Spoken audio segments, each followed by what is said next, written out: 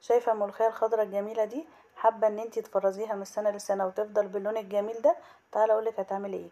هتجيبي شوية من الملوخية كده تقطفيهم، وبعد كده تاخديهم تغسليهم مرتين تلاتة لغاية لما يبقوا معاكي زي الفل. حطيهم في المصفى يصفوا ميتهم، مش لازم تفرديهم وتنشفيهم.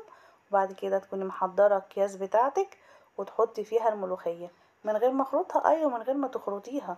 صدقيني هتبقى معاكي زي العسل، هتطلع جميلة وحلوة وخضرة لغاية اخر كيس معاكي. هتفضل خضرة وجميلة زي ما انتوا شايفين. حطيتها كده في الكيس وبعدين لفيته ضلعت كل الهواء اللي فيه ورحت ربطاه. زي ما انتوا شايفين بعمل كل الكمية بالطريقة دي، بتطلع معايا حلوة قوي. انا جربت ان انا اخرطها واحطها في الكيس، اغمقت.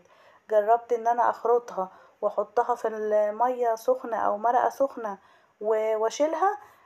قعدت معايا خضرة شوية بس برضك اغمقت. لو انا ما كنت السريعة وانا بعملها كانت بتغمق معايا، اول ما يدخل فيها شوية هوا تلاقيها غمقت.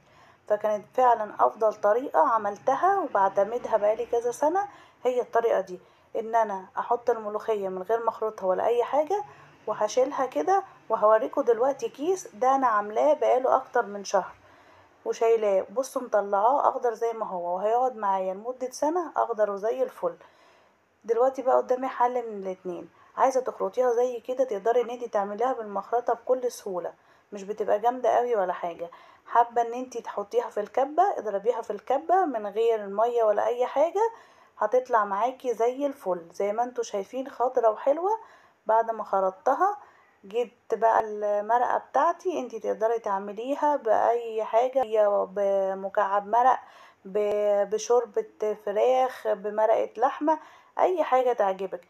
انا بس حبيت اعملها قدامك دلوقتي عشان اوريكي لونها بيبقى عامل ازاي. بتعمليها بالطريقة العادية بتاعتك وتحطي بقى عليها الطشة كده، يا سلام على الريحة، تحفة حلوة قوي قوي.